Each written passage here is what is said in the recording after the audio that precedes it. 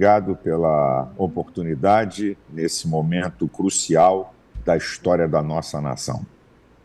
Uma semana importante, né, pastor? A gente teve na última sexta-feira a Débora dos Santos indo para a prisão domiciliar, continua presa, nós sabemos disso, né, diante de todas as condições colocadas por Alexandre de Moraes. Uma semana onde teve a PGR provocada por Alexandre de Moraes para tratar de uma eventual prisão do presidente Bolsonaro, já recuada, né? A PGR disse que não há motivos para tanto. Enfim, uma semana bastante movimentada e que mostra mais uma vez a importância do povo estar na rua, né, pastor? Eu, desde fevereiro, 25 de fevereiro do ano passado, naquela mega manifestação que nós fizemos na Paulista, até alguns jornalistas me criticaram, é incrível o que está acontecendo no Brasil, quando eu declarei que o povo é o supremo poder. Isso está na Constituição. O poder emana do povo. Aí jornalistas, alguns aí globais, disseram, não é bem assim, o povo é supremo poder, mas não é para fazer o que quer. Não venha dar uma de ignorante, porque o povo é o supremo poder para decidir, sim, os destinos da nossa nação. Você quer ver uma prova de uma coisa, Pitoli? O Supremo Tribunal Federal não tem medo de mim nem de você, não tem medo de presidente da República, nem de senador, nem de deputado, mas eles tremem diante do povo. Uma pequena reação do povo, no caso da Débora, que houve uma pressão gigantesca nas redes sociais, para não pegar mal, para não ficar chato e liberar geral, vamos botar ela numa prisão domiciliar porque a pressão é grande. Isso é uma pequena demonstração de que a vontade soberana de um povo, todos, não é só o Supremo não, eu, você e quem quer que seja, tem que submeter.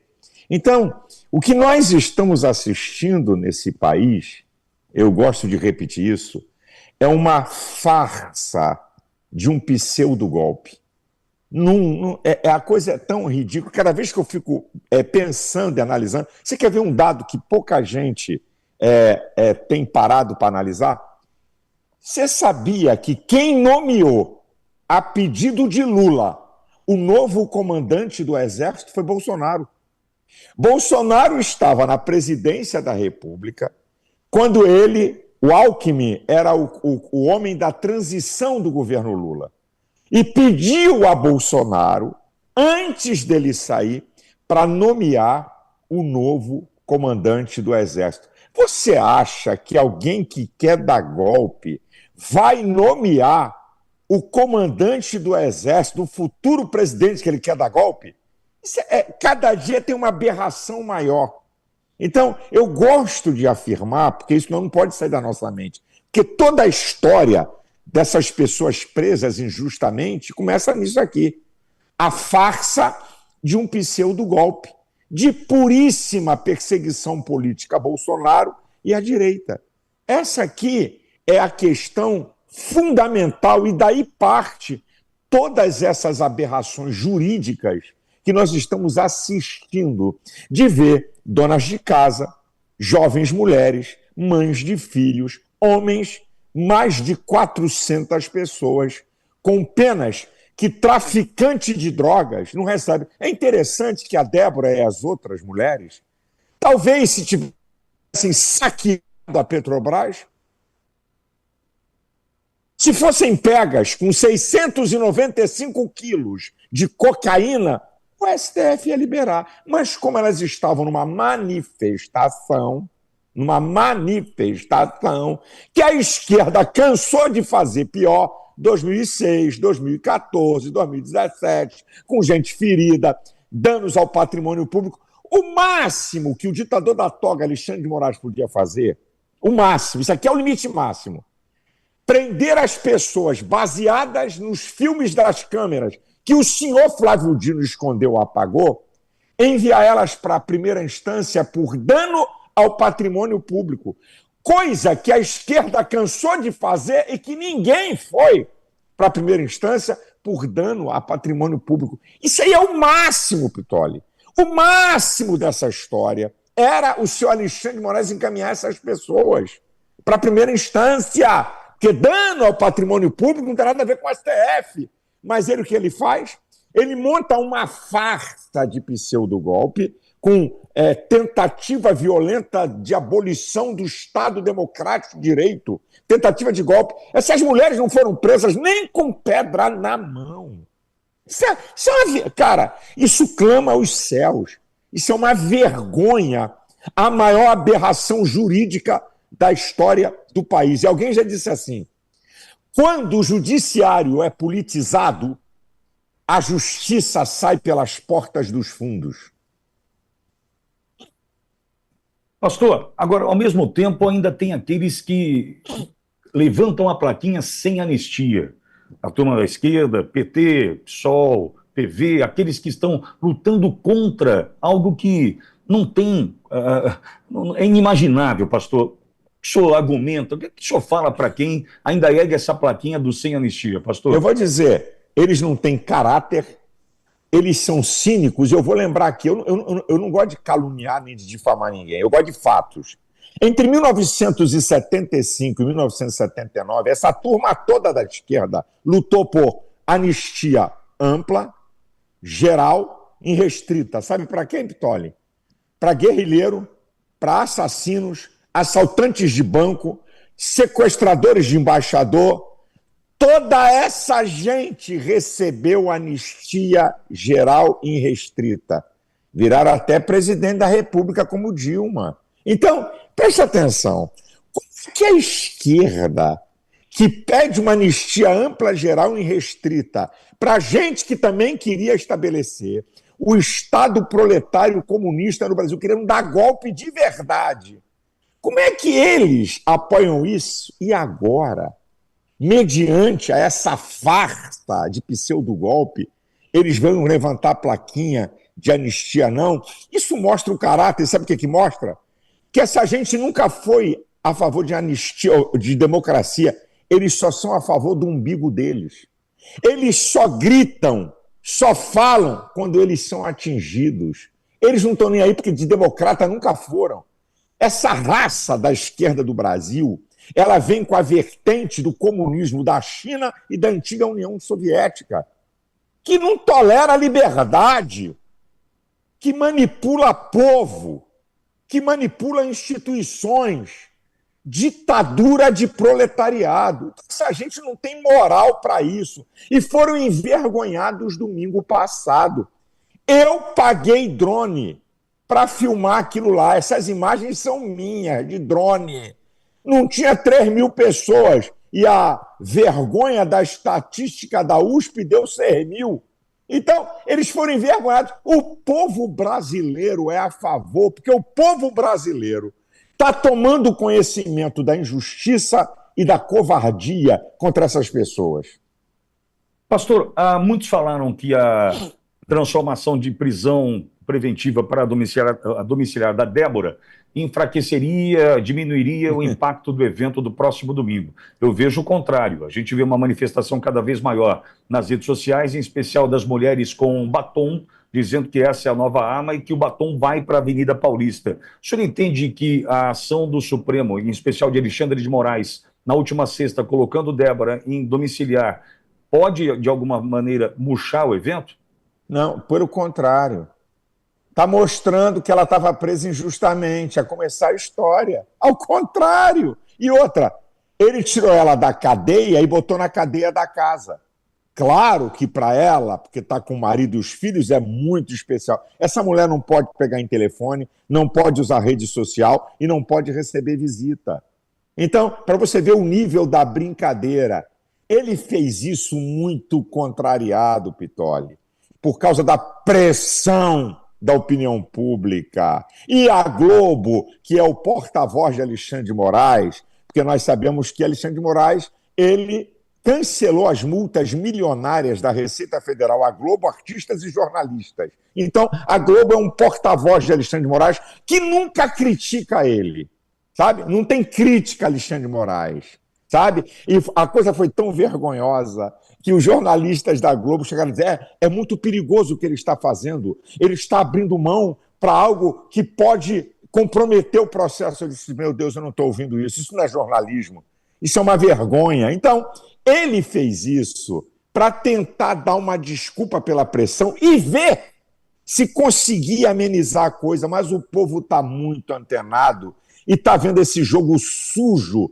de pura perseguição política. Agora, pastor, ao mesmo tempo eu queria ouvir do senhor a análise com relação a essa decisão da PGR ontem ainda, no arquivamento daquele pedido de prisão do presidente Bolsonaro. Entendo também que é mais uma vitória, porque não precisa ter Código de Processo Penal, devido processo legal. A gente sabe que ali eles tomam a decisão e Constituição para quê, não é? Então eu vejo também, pastor, e queria ouvi-lo sobre isso, como mais uma vitória, pois eles devem ter medido a possibilidade da comoção diante da prisão do presidente Bolsonaro. Qual é a avaliação do senhor, pastor? Eu vou por um outro caminho, Pittoli. Escute bem. Uma vereadora mequetrefe do PT entra no Supremo pedindo a prisão de Bolsonaro porque ele está contra, né, todo o processo, é uma ameaça à paz. Agora, eu fico pensando na mente maldosa desse cara. Olha o que ele está fazendo e ninguém vai me convencer o contrário. Combinadinho, eu vou apresentar a denúncia, eu vou mandar para a PGR para depois, combinadinho, a PGR não aceita, eu mando arquivar para dizer que eu estou sendo justo. Eu faço uma outra leitura. Ele quer passar para a sociedade, está vendo? Ó, ele só condena Bolsonaro quando a coisa é certa. Isso é um jogo, Pittoli. Esse cara tem uma engenharia do mal. Isso aí não é de graça, não está tudo combinado. Pittoli, teve uma reunião 2 dias antes da Polícia Federal indiciar entre Lula, diretor da Polícia Federal, PGR e 3 ministros do Supremo. Zanin, meu Deus do céu, Alexandre de Moraes e Gilmar Mendes. Tudo combinado, isso não é nada de graça. Olha aí, ó, vou te mandar uma denúncia, mas tu arquiva só para montar o jogo da opinião pública e da narrativa, tá vendo? Alexandre de Moraes é um cara justo. Aí, ó, aceitou e mandou arquivar. Isso é jogo para tentar passar para a opinião pública. Quando chegar o julgamento de Bolsonaro, tá vendo? Agora Bolsonaro teve que ser condenado mesmo. Isso é um jogo, Pittoli. Essa gente tem a engenharia do mal. Ninguém me convence desse jogo. Perfeito. Obrigado, pastor, pela análise. Agora, pastor, e com relação ao PL da anistia na Câmara? Ontem nós ouvimos aqui, antes do presidente Bolsonaro, ontem falou conosco o líder da oposição, o deputado Zucco, e ele trouxe um placar de 309 votos a favor, né, do PL da anistia, o que daria de sobra para que o projeto passasse pela Câmara. O senhor entende que está demorando, entende que ainda precisa de alguma construção? Por que isso ainda não avançou de fato ali dentro do parlamento, hein, pastor? Eu aproveito aqui com muito respeito, pedir a você, para você entrevistar o líder do PL, o deputado Sóstenes Cavalcante, que está à frente dessa brincadeira aí. Que está à frente disso, pastor. Tá? Eu vou falar com ele, passar seu tempo. Ele é o cara da guerra da brincadeira, porque é o líder, certo? Que apresenta o pedido de urgência. Olha o jogo. Interessante. Hugo Mota, depois que ficou uma semana com Lula, está mudando, está amarelando. Eu vou aguardar hoje qual vai ser a posição dele para não ser precipitado, sabe? Porque isso, o poder de pedir urgência pertence às lideranças. Ele não quer, salvo o melhor juízo. Então, eu não quero fazer uma acusação aqui a Hugo Mota, eu vou esperar. Agora, hoje é o último dia. Se esse cara continuar embromando, domingo eu vou tratar do caso dele diante do Brasil e da Paraíba. Porque é uma vergonha. É uma vergonha. Tem 7 partidos. Se ele coloca na reunião de líderes essa pauta, também nós vamos ver quem é que está com o povo ou quem está contra o povo. É uma oportunidade excepcional, Pittoli, para a gente saber se de fato os republicanos vão assinar, se de fato o PSD vai assinar, porque vice-líder não vale, porque a assinatura é do líder. O Podemos. Vamos ver certo? Fora o PL e o Novo, se os outros partidos que estão dizendo que apoiam a anistia, porque é uma vergonha a gente inocente presa, é uma chance, na hora que ele pautar lá na reunião de líderes, a decisão, quem assina? Porque se não tiver assinatura suficiente, aí ele, como presidente, ele não pode dar prosseguimento, aí eu tenho que ser honesto. Então, vai ser uma oportunidade. Hugo Mota pode tirar a pressão sobre ele lá no colégio de líderes, para os líderes decidirem, e nós sabermos que partidos estão apoiando ou não. Essa que é a historinha. Pastor, e nesse caso a pressão popular faz toda a diferença. Quais foram os efeitos, se o senhor conseguiu medir, da manifestação do Rio e o que pode, né, vir pela frente diante de uma Paulista lotada? Lembrando que, além do que tivemos na praia de Copacabana, tivemos, através da transmissão do senhor, né, replicada pela Auriverde, pela Oeste, 3 milhões de pessoas acompanhando, né, pela internet, pelo YouTube, o que aconteceu no Rio. A gente já consegue medir as consequências desse povo na rua, pastor? Eu não tenho dúvida que só o povo, mais ninguém, não tem Senado. Senador e deputado, eles acatam com maior velocidade a pressão do povo do que o STF. Isso vai a reboque. Se o povo, eu digo isso aqui, se o povo brasileiro decidir, não sou eu, Pitoli, nem você, está nas mãos do povo. Se o povo brasileiro decidir ir para a rua dizendo que isso é um absurdo, não tem senador e deputado nem STF que suporte isso. E tem um outro dado que eu venho alertando e alertei lá na praia de Copacabana. Qual é o dado que eu quero dar de alerta? Nós estamos com uma mistura, sabe, de algo muito perigoso. Olha só, o problema econômico do país, o povo sem dinheiro para comprar o que é básico, com mais a indignação da injustiça. Se misturar isso, uma revolta do povo, ninguém segura, Pitoli. A coisa é mais perigosa do que a gente pensa. Sabe por quê? Eu sou psicólogo. Uma pessoa sanguínea como eu, a gente fala o que sente e acabou. A pessoa fleumática, a pessoa quieta, quando ela explode, ela faz bobagem. Ela suporta calado, fica calado, mas quando explode, vai ter besteira. O povo brasileiro é extremamente pacífico, mas se explodir essa passividade, vão fazer bobagem. E não vai ter ninguém para segurar isso. Porque vai ser uma mistura, tá, da necessidade do povo com a crise econômica, da injustiça. O barril de pólvora é mais violento e perigoso do que a gente pensa. Por isso que lá no Rio de Janeiro eu disse assim, vamos buscar um caminho de paz e de conciliação, porque isso não vai dar certo. Não pensem que prendendo o Bolsonaro vai ser a solução. Quem é que pode garantir o dia seguinte? Quem pode garantir? Pode não acontecer nada e pode acontecer tudo. E esse sentimento de injustiça e indignado por isso, o povo certamente... A gente tem percebido nas ruas. Pastor, o senhor anda pelas ruas, o senhor tem contato com o povo, eu também, enfim... Essa sensação começa a tomar conta. Quando a gente fala assim, o projeto da anistia precisa maturar ou amadurecer, como a gente viu essa fala ao longo dos últimos tempos, né? Precisa amadurecer essa história. Eu acho que já amadureceu e mais. Esse sentimento da injustiça já tomou conta também das ruas, viu, pastor? Eu não tenho dúvida. Eu ando para lá e para cá aeroporto e eu também, Pitoli, não sou pastor de púlpito. Eu dou atendimento, eu falo com as pessoas. Eu sou pastor de todas as classes sociais. Eu tenho 50 igrejas em áreas proletárias e tenho igreja em Alphaville, na Barra da Tijuca, no Recreio, Copacabana. Eu sou pastor que eu ouço todas as classes sociais. Todas. E eu começo a ver que quando o povo mais simples toma conhecimento, amigo, a coisa vai ficar feia. Eu estou ouvindo gente simples dizer, isso é uma maldade, isso é uma perversidade. Encontro com gente em aeroporto que me cruza e diz assim, pastor, não leva a mão não, não gosto de Bolsonaro não. mas o que nós estamos assistindo é uma vergonha. Eu nunca tinha ouvido falar nisso.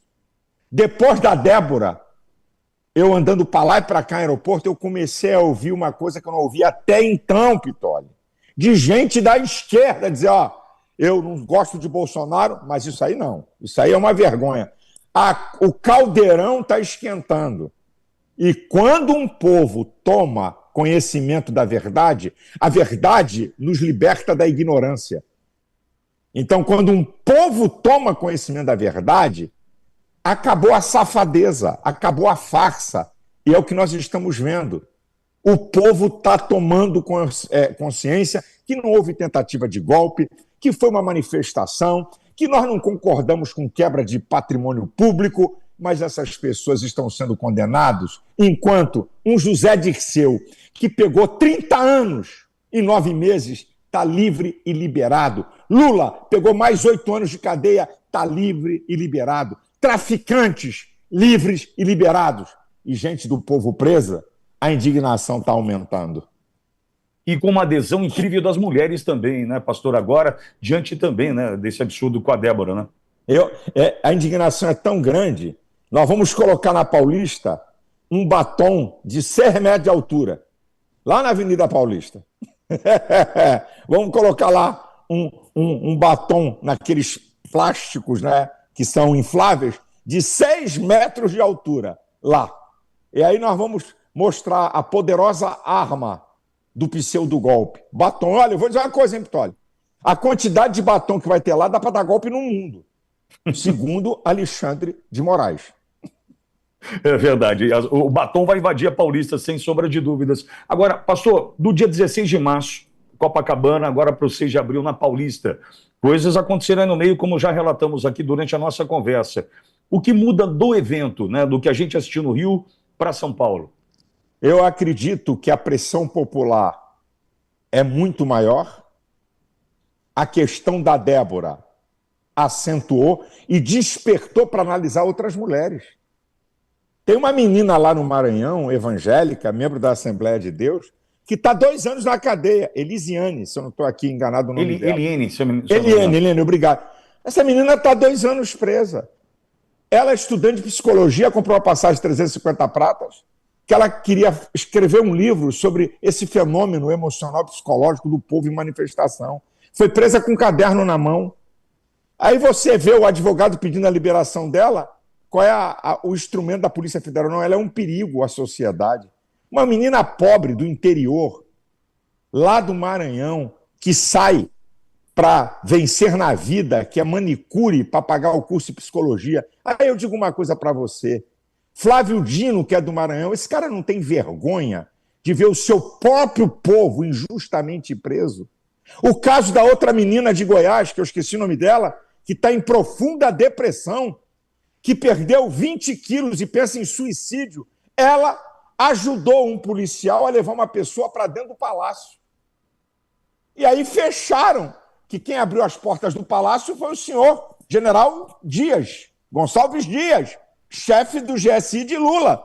Então fecharam as portas, ela foi presa, colocada em cadeia junto de presas de alta periculosidade. A menina está em depressão, com pensamento de suicídio. Tem cabimento uma coisa dessa? Então, o povo começa a tomar consciência dos fatos. Por que essas pessoas estão presas? Qual é o motivo? Quebraram o quê? Estavam com bomba na mão? Estavam com arma na mão? Não. Então, isso aumenta o nível da indignação e, com certeza, na Paulista vai ter muito mais gente do que no Rio de Janeiro. E a Avenida Paulista virou um tambor político do Brasil. Até porque, né, pastor, a gente sabe que de uma questão logística, tratando de logística, São Paulo acaba recebendo todo o interior paulista. Eu sou do interior, e a gente sabe, por exemplo, salvo engano, 50 ônibus partindo de cidades importantes, né, cidades menores também, povo se deslocando para São Paulo, tem o norte do Paraná, sul de Minas, o próprio sul fluminense, né, a gente sabe que fica mais fácil do ponto de vista da logística chegar para a Avenida Paulista também, diferentemente do Rio, né, pastor? É perfeito. E outra, o Rio... Por que Bolsonaro? Por que nós decidimos fazer de manhã? Porque tinha um fla-flu à tarde. De manhã no Rio de Janeiro, com o sol, é o dia que o carioca acorda mais tarde. E assim mesmo tivemos milhares e milhares de pessoas no Rio de Janeiro. Então, nós não tínhamos alternativa. Nós só podíamos fazer de manhã no Rio de Janeiro. E assim mesmo eu desafio a esquerda a colocar 1/3 em qualquer lugar do país do que nós colocamos no Rio de Janeiro. Eles não têm gente, eles não têm mais povo, acabou para eles. Então, com certeza, esses dados que você apresentou e também a indignação e a informação que as pessoas estão tendo dessa vergonha, dessa injustiça, está crescendo. Portanto, na Paulista, com sol ou com chuva, nós vamos estar lá para pedir anistia já. Pastor, muitos perguntam, né, e nas ruas, quando abordado, as pessoas, Alexandre de Moraes não vai parar, isso não tem limite. Eu queria ouvi-lo sobre essa conduta do ministro Alexandre de Moraes, em especial nesse esticar a corda que nunca termina. Uns estão dizendo que ele está numa relação perde-perde. Se ele parar agora, ele perde. Se ele continuar, ele perde também. Então, ele deve ter decidido continuar. Diante de tudo que está promovendo, em algum momento, isso deve cessar? A gente vai precisar de Trump tomando as decisões e as sanções contra ele. No Brasil, a gente vai conseguir fazer com que ele pare de fazer o que está fazendo e da forma como está fazendo, perversidade, maldade, enfim. Isso tem limite, pastor? Eu vou te dar as opções do limite. E pode ser um conjunto completo das opções. Primeiro, uma revolta do povo, uma pressão do povo em cima do Congresso Nacional, parando o Brasil. Aí, meu filho, não tem jeito. Tchau, benção, já era. Número 2, a turma do STF, vendo que a pressão está aumentando, puxar o tapete dele e deixar ele sozinho. Também é uma opção. Terceiro, a pressão externa da nação mais poderosa do mundo também é uma opção. E a quarta, que aí vai da minha fé, Ptolemy. Eu creio em Deus. Um dos nomes de Deus é Jeová, justiça nossa. Deus não anda atrasado nem adiantado. E Deus não anda, diz a Bíblia, que os caminhos de Deus não são os nossos caminhos. Deus não age na hora que a gente quer. Mas eu tenho que contar que pode haver uma intervenção divina contra esse cara. Porque eu não podia nem ser pastor e nem ser cristão. Eu creio em Deus. Então, um desses elementos, ou todos eles juntos, podem fazer ele parar. Pastor, sempre que o senhor passa por aqui, antecedendo as manifestações, só dá um spoiler do que o senhor deve levar para o caminhão, né, para o microfone, em agora em especial no próximo domingo, dia 6 de abril. O senhor pode antecipar alguma coisa que o senhor vai levar para a manifestação de São Paulo? Sim. Eu vou mostrar a velocidade do mensalão e a velocidade do pseudo-golpe no Supremo Tribunal Federal para provar que existe uma perseguição política. A coisa é vergonhosa demais. Só um dadozinho. 14 vezes mais rápido o pseudo-golpe do que o mensalão. É brincadeira uma coisa dessa? 30 dias para o STF receber a denúncia da PGR. Sabe quanto tempo o STF levou para receber a denúncia contra Collor de corrupção? 2 anos. 2 anos para receber. Do mensalão, 1 ano e meio. De Bolsonaro, do pseudo-golpe, 30 dias. E vim dizer para mim que não existe perseguição política, isso é uma brincadeira. Vou mostrar também essas pessoas que estão presas, porque algumas delas estão presas. Com esses fatos que nós estamos sabendo, o mais notório é o da Débora, mas os outros 2, o povo mal conhece. E que é uma afronta a todas as pessoas que estão presas. E mostrar mais uma vez que Alexandre de Moraes é um criminoso que rasga a Constituição, leis ordinárias e tratados internacionais que o Brasil assinou. Vai ser por aí. Não tem refresco, Pitoli. Vou botar o senhor sempre quebrar. Muito preocupado com a organização, o tempo do evento. Isso já está tudo determinado? Já está tudo escolhido, pastor? Isso eu aprendi porque é interessante, né? Eu fui treinado em fazer eventos evangélicos, grandes eventos evangélicos. 500 mil pessoas em Manaus, 300 mil pessoas em Fortaleza, 250 mil pessoas em São Luís, vai por aí afora. Eu fui treinado a fazer eventos megas, para os evangélicos. Mega evento. Então, eu aprendi uma coisa.